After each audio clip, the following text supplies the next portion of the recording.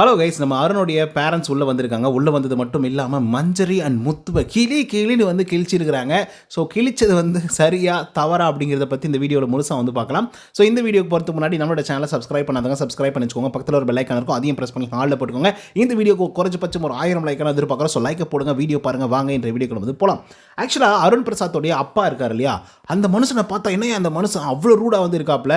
மிலிட்ரியிலேருந்து அப்படியே இறங்கிட்டீங்களாடா அப்படிங்கிற லெவலுக்கு தான் வந்து பார்த்தீங்கன்னா அவருடைய முகத்தை வந்து வச்சிட்ருக்காரு. வச்சது மட்டும் இல்லாமல் முரண்பாடு யாருக்கிட்ட இருக்குது அப்படின்னு சொல்லி கேட்கும்போது அப்கோர்ஸ் மஞ்சரிக்கிட்ட வந்து இருக்குப்பா. அதுவும் மஞ்சரிக்கிட்ட மட்டும் இல்லை, அவங்களுடைய ஃபேமிலிக்கிட்டையும் வந்து இருக்குது. ஏன்னா அவங்க ஃபேமிலி வந்து அங்கே ஃபேமிலி அவங்க வந்து என்ன சொல்கிறாங்க, மஞ்சரியோடைய பொம்மையை தலையை பிடிச்சி திரிகிறணும் அப்படின்னு சொல்லி அருண் பிரசாத் சொன்னதாக சொன்னாங்க இல்லையா. அது வந்து ஜஸ்ட் ஃபன்னு, சரிங்களா? ஃபன்னு மட்டும்தான், புரியுதுங்களா? புரிஞ்சுக்கோங்க மக்களே, புரிஞ்சுக்கோங்க. இது வந்து ஃபன்னு தான், புரியுதா புரிஞ்சுக்கோங்க.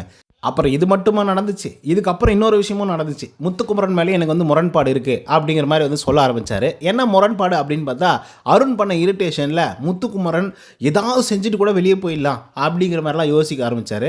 அது வந்து உச்சம் அப்படிங்கிற மாதிரி சொல்லி முடிச்சிருந்தாப்புல அருண் பிரசாத்தோடைய அப்பா. ஆக்சுவலாக சொல்லப்போனால் அருண் பிரசாத் அந்தளவுக்கு இரிட்டேட் பண்ணார். சொல்லப்போனால் முத்துக்குமரன் எதுக்கு எடுத்தாலும், கீழே தடிக்கு விழுந்தாலே முத்துக்குமரன், மேலே எந்திரிச்சாலே முத்துக்குமரன், கீழே இவரா விழுந்தாலே முத்துக்குமரன், அப்புறம் யாராவது இவங்க மூக்கில் குத்தினாலே முத்துக்குமரன் அப்படின்னு சொல்லி எல்லாத்துக்குமே முத்துக்குமரன் மட்டும்தான் காரணம், முத்துக்குமரன் மட்டும்தான் அப்படின்னு சொல்லி அருண் பிரசாத் வந்து சொல்லும்போது அஃப்கோர்ஸ் முத்துக்குமரனுக்கு கோவம் வரதான் செய்யும். நீங்கள் மட்டும் பொம்மையை பிடிச்சி திரிக்கிடலாம் கழுத்தை அப்படின்னு சொன்னதுக்கும், நம்ம முத்துக்குமரன் அவர்கள் வந்து ஏதாவது பண்ணிவிட்டு வெளியே போயிட்டா கூட நல்லதாக இருக்கும் அப்படின்றதுக்கும் ஒரு வித்தியாசமும் ஒன்றுமே கிடையாது. அதுக்கப்புறம் இந்த மஞ்சரியோட விஷயத்தில் வந்து மனுஷன் சொன்னாப்புல, இந்த பொம்மையை கழுத்தை நெரிச்சு கொண்டு போட்டுருங்க அப்படின்னு சொல்லி. அது ஃபன்னு தான், ஆனால் மஞ்சரி அப்படிங்கிற பொம்மை மேலே ஏன் அவ்வளோ தூரம் காண்டு காட்டணும் அப்படிங்கிறது ஒன்று இருக்குதுல்ல. என்னதான் காண்டாக இருந்தாலும் அது காமெடியாக சொல்லும்போது அது காமெடி ஆகிடுது அப்படிங்கிற மாதிரி ஒரு கண்ணோட்டத்தை நீங்கள் வந்து கிரியேட் பண்ணுறீங்களே, அது இருக்கிறதுலே கேவலமான ஒரு விஷயம். சொல்லப்போனால் நீங்கள் செத்துருங்க, நீங்கள் நல்லாவே இருக்க மாட்டீங்க அப்படின்னு சொல்லி சிரிச்சுட்டே சொன்னால் அது ஏற்றுக்க முடியுமா?